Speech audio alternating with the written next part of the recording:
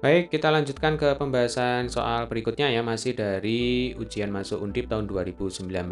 Dari gambar rangkaian arus arah ini, kuat arus induk I besarnya adalah, nah, jadi yang ditanyakan di sini adalah I, ya, Dek ya. Ada dua hambatan yang disusun secara paralel R1 dan R2. Kemudian di sini ada baterai ya, E1 dan E2 ini dihubungkan secara seri. Kutub min ketemu dengan kutub plus. Jadi yang pendek itu min, lalu yang panjang itu plus. Maka nanti kalau kita menghitung tegangan total, berarti tinggal kita jumlahkan. Ya, sebelum kita hitung R1 dan R2 ini lebih enak kalau kita jadikan satu ya. Berarti karena baterainya ini disusun secara seri, maka otomatis hambatan dalamnya juga tersusun secara seri. Berarti bisa kita gantikan dengan satu hambatan tunggal di sini ya. Nah, di sini ada R total, R kecil ya. R kecil total itu artinya hambatan dalam total. Sama dengan berapa? Sama dengan 0,5 ditambah 0,5. Nah, ini sama dengan 1 ohm ya. Jadi kalau seri itu ditambah, nah nanti kalau paralel itu pakai seper ya. Sekarang tinggal kita hitung dulu tegangan total ya. Tegangan total berarti E total sama dengan E1 ditambah E2 ya. Nah, nanti kalau misalkan ketemu soal lain, ternyata kutub min ketemu dengan kutub min, pendek ketemu pendek, ya. Atau kutub plus ketemu dengan kutub plus, panjang ketemu panjang. Maka nanti E totalnya tinggal E1 dikurangi E2, ya. Jadi sesederhana itu. Kalau kutub berlawanan jenis ketemu ditambah, kalau kutub sejenis ketemu berarti dikurangi. Ingat-ingat dengan baik ya, Dek ya. Oke, E1-nya sama dengan 18, kemudian E2-nya 8.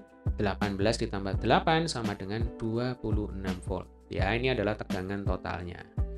Nah, selanjutnya kita akan menghitung arus ini ya. Nah, arus itu sendiri sebenarnya bisa kita hitung dengan menggunakan hukum Ohm. Jadi I sama dengan V per R ya. Arus itu sama dengan tegangan dibagi dengan hambatan, atau tegangan total dibagi dengan hambatan total. Nah, berarti tugas kita selanjutnya adalah menghitung hambatan total. Ya, sekarang R1 dan R2 tersusun secara paralel. Nah, kalau paralel berarti kita gunakan seper. Ya, jadi 1 per RP sama dengan 1 per R1 ditambah 1 per R2 ditambah 1 per R3 dan seterusnya. Ya, kalau di sini ada 2 ya sudahlah, cukup sampai 1 per R2 saja ya. Nah, jadi prinsipnya kalau pada hambatan disusun seri itu kita jumlah, kalau disusun paralel itu kita pakai seper ya. Atau di sini karena hambatannya ada dua ya, Dek ya, R1 dan R2, untuk menghitung R total atau RP, R paralel, kita juga bisa menggunakan rumus perkalian dibagi dengan penjumlahan. Atau R1 kita kalikan dengan R2 ya, dibagi dengan R1 plus R2. Nah, rumus yang kedua ini hanya bisa digunakan ketika ada dua hambatan ya. Ada dua hambatan yang disusun secara paralel. Saya tulis ini ya. Ini untuk dua hambatan. Nah, kalau tiga hambatan bagaimana? Kita tidak bisa menggunakan rumus yang ini ya. Kita bisa menggunakan rumus KPK nanti ya. Kita bahas di video tersendiri. Oke, Adik ya.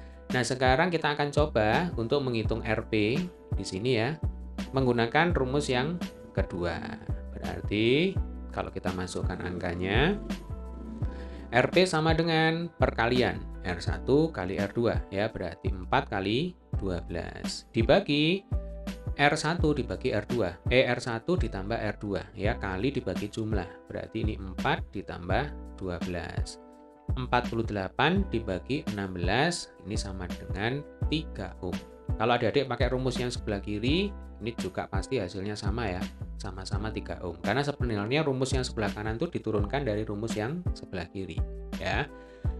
Kemudian RP ini kan tersusun secara seri ya dengan R total. Berarti nanti hambatan totalnya R total sama dengan RP ditambah R total. R kecil total ya. RP-nya sama dengan 3, R totalnya sama dengan 1. 3 ditambah 1 sama dengan 4 ohm.